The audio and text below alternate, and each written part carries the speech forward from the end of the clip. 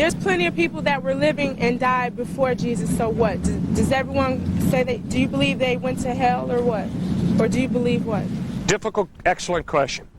What about those people who never had the opportunity to hear about Jesus? Right, if he died for everyone's sins, you know? Great question.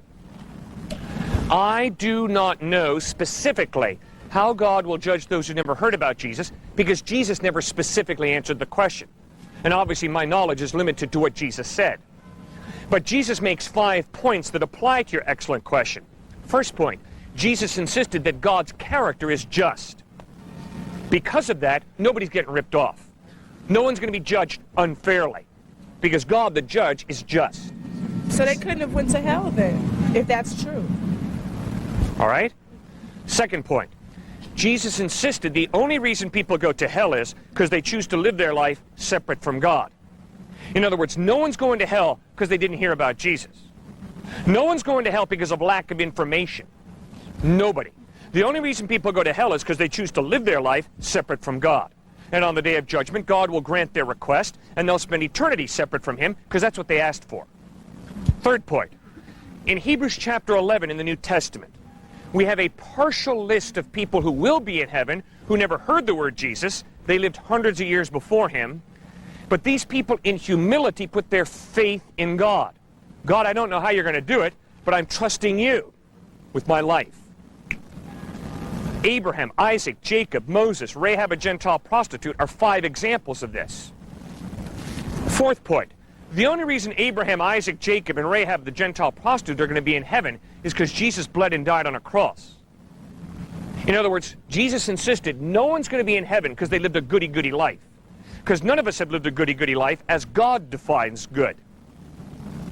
We all need God's forgiveness, and that's what Christ offers through His death on the cross. Mr. Cliff Nechtel raised excellent points about God's justice and the nature of salvation.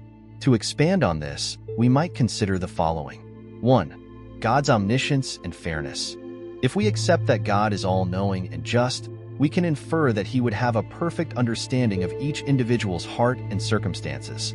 This suggests that His judgment would take into account factors we may not even be aware of, including the limited knowledge or exposure some individuals had to the concept of salvation. 2. The concept of general revelation. Theologians often speak of general revelation, the idea that God reveals Himself to all people through nature, conscience, and human reason. Romans 1 verse 20 suggests that God's eternal power and divine nature are evident in creation. This could imply that even those who never heard of Jesus might still have some opportunity to recognize and respond to God.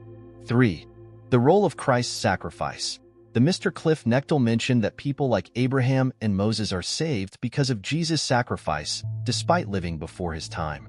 This touches on the Christian concept of Christ's atoning work being effective across all of time, not just after His earthly life. It's a complex idea that speaks to God's ability to operate outside our linear understanding of time. 4. Individual response to available light. Building on Mr. Cliff Nechtel's point about personal responsibility, we might consider the idea that God judges individuals based on how they respond to the light or knowledge they have. This aligns with the concept of a just God who wouldn't condemn someone for not knowing something they couldn't have known. 5. The mystery of God's ways.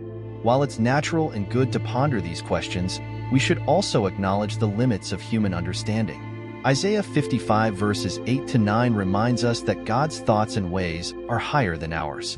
This doesn't mean we shouldn't seek understanding, but it does suggest humility in our theological explorations.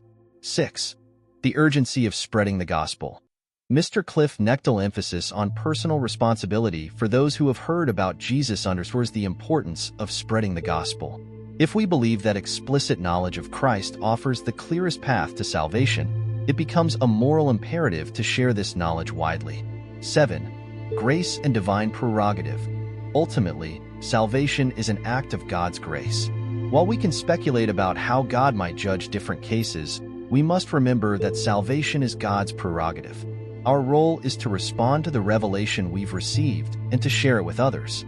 In conclusion, while we can't definitively answer every question about salvation, especially for those who lived before Christ or never heard of Him, we can trust in God's justice, mercy, and perfect knowledge.